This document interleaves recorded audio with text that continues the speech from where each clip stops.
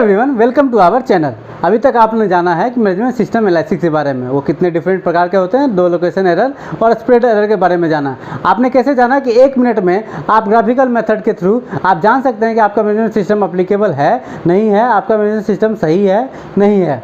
तो इस बारे में वीडियो आपने नहीं देखा है तो कृपया आप हमारे वीडियो चैनल पर जाकर करके देख लें और सब्सक्राइब कर लें। आइए हम आज जानते हैं कि कैसे लोकेशन एरर कैसे 3 प्रकार के होते हैं, बायस, लीनियरिटी और स्टेबिलिटी के बारे में। हम सबसे पहले स्टार्ट करते हैं बायस के बारे में।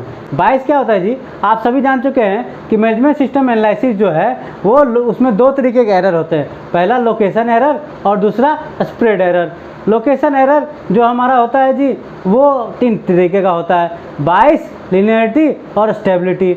अब बायस, लीनियरिटी और स्टेबिलिटी जो है वो थर्ड पार्टी कैलकुलेशन के लिए यूज करते हैं। जो हमारा इंस्ट्रूमेंट है वो कैलकुलेटेड है नहीं है, कैपेबल है नहीं है अपने डेटा को ड्राइव करने के लिए, वो हम थर्ड पार्टी से चेक कराते हैं। वो किस तरीके से चेक करते हैं? वो बायस, लीनियरिटी और स्टेबिलिटी चेक करते हैं हमारे इंस्ट्रूमेंट का, फिर हमें बताते हैं कि ये कैपेबल है नहीं है। और जो मेजरमेंट सिस्टम है वो अप्लीकेबल है कि हमें कुछ क्वालिटी प्रोडक्ट बनाने के लिए वो हमारा साथ दे सकता है डेटा ड्राइव करने के लिए। तो आइए हम जानते हैं बायस किसे कहते हैं। देखिए, बायस को हम बायस इक्वल टू एरर भी होता है जी। बायस का मतलब सिंपली एरर समझते हैं कि जो हमारा ऑब्जर्व वैल्यू है, जो हम ऑब्जर्व वैल्यू निकालते हैं कोई भी इंस्ट्रूमेंट से, वो क्या होता है, ट्रू वैल्यू का जो होता है, ट्रू वैल्यू जो होता है, ट्रू वैल्यू और प्लस में हम एरर परसेंटेज। अब ये समझिए कि जो मास्टर इंस्ट्रूमेंट है, जो मास्टर कैलकुलेटर इंस्ट्रूमेंट है, उससे हमने किसी डायमेंशन को चेक किया तो वो हमारा 6 mm आया, 6 mm आया। और यदि हमने अपने नॉर्मल इंस्ट्रूमेंट से चेक किया जो कैलिब्रेटेड है तो हमारा आया 6.02 mm। तो 02 जो है वो हमारा क्या है? 02 जो है वो हमारा बायस है, 02 जो है हमारा एरर परसेंटेज है। ठीक इसी तरीके से हम बायस कैसे निकालते हैं? बायस इस तरीके से हम निकालते हैं, बायस हम निकालते हैं, यहाँ लिखते हैं ट्रू वैल्यू और यहाँ लिखते हैं ऑब्जर्व वैल्यू। तो भाई कितने हमें ऑब्जर्वेशन लेनी है? 10 ऑब्जर्वेशन लेनी है। तो हमने ट्रू वैल्यू क्या था? 6.00 और ऑब्जर्व वैल्यू क्या आया? 6.01, 6.02, 6.01, 6.02, 6.03, 6.02, 6.04।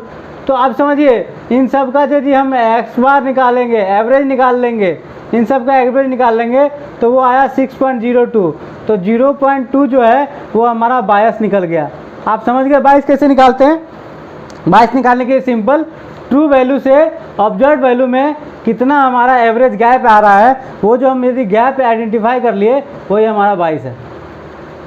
अभी बायस हम जब ऑब्जर्व कर लिए हैं कि हमारा 0.2 बायस है, तो आप समझिए कि एक इंस्ट्रूमेंट जो होता है, एक हमारा वर्नियर कैलिपर जो है वो मे बी 0 mm से लेकर के 300 mm तक चेक करने का होता है।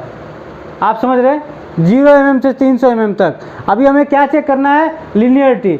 अब लीनियरिटी चेक करने के लिए हमें ये समझना है कि सपोज कि हमने 6 mm पे चेक किया, इंस्ट्रूमेंट को 6 mm पे चेक किया, 6 mm पे चेक किया हमने इंस्ट्रूमेंट को, तो हमारा बायस कितना आया? 0.2। अब हमें यह समझना है कि क्या हम 30 mm पे चेक करेंगे तो भी हमारा बायस 0.2 आएगा क्या हम 5 mm पे चेक करेंगे तो हमारा बायस 0.2 आएगा क्या?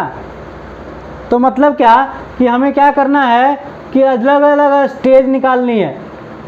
अभी हमारा ये ट्रू वैल्यू हो गया, ट्रू वैल्यू हो गया, ट्रू वैल्यू क्या था? 6.0, ये आ गया ट्रू वैल्यू। अभी हम देखते हैं कि पहले हम निकाल लेते हैं 6 पे, तो हमने 6 पे निकाला था तो कितना बायस आया था? 0.02। अभी हमें निकालना है 7 पे, 7 पे निकाल लेते हैं, 7 mm पे निकाल लेते हैं तो बायस आया 0.01। फिर उसके बाद 8 mm पे निकालते हैं तो बायस आया 0.001। फिर हमारा 9 mm पे निकालते हैं तो हमारा बायस आया 0.03। तो इस तरीके से हम यदि ये देखेंगे तो इसका हम यदि ग्राफ प्लॉट करते हैं XY पे, आप समझते हैं, तो सबसे पहले 0.02, फिर 0.01, फिर 0.01, फिर उसके बाद 0.03।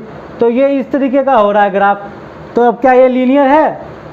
लीनियर ग्राफ कैसे होता है? लीनियर ग्राफ ऐसा होता है, मतलब 5 डेटा सैंपल लेकर करके, sample 1, sample 2, sample 3, sample 4, sample 5, इस तरीके से 25 सैंपल लेना है। और सैंपल 1 लिया 5.01, 5.02, 5.03, 5.01, 5.01, ये 5 सैंपल लिया। और इसका क्या करना है? एक्स डबल बार निकाल लेना है। और इसी का क्या निकालना है? R1 निकालना है। ये R1 निकालना है। इस तरीके से ये R2 निकलेगा, R3 निकलेगा, R4 निकलेगा, और अंत में जाकर क्या निकलेगा? R बार निकलेगा। इसी तरीके से ये X1 बार निकलेगा, ये X1 बार निकलेगा, ये X2 बार निकलेगा, ये X3 बार निकलेगा, ये X4 बार निकलेगा, और इस तरीके से जा कर के X डबल बार निकल जाएगा। तो हमें कौन कौन सा डेटा मिल गया जी? हमें क्या किया था? हमने एक इंस्ट्रूमेंट से, जो इंस्ट्रूमेंट हमें चेक करना है स्टेबिलिटी, उससे हमने 105 डेटा के ग्रुप को 25 सब ग्रुप में लिया, 125 डेटा लिया, उसको X डबल बार और R बार निकाल दिया। ठीक है जी। अब उसी तरीके से हमें क्या प्लॉट करना है? ग्राफ के ऊपर प्लॉट करना है। ये क्या हो जाएगा? X डबल बार हो जाएगा। UCL का फॉर्मूला आपको बताया था, X double bar plus A2 into D2। फिर उसके बाद हमें क्या निकालना है कि X double bar plus X double bar minus A2 into D4 D2। इस तरीके से हमें LCL निकाल देना है। अब ये समझिए कि ये डेटा, अब यहाँ पे जो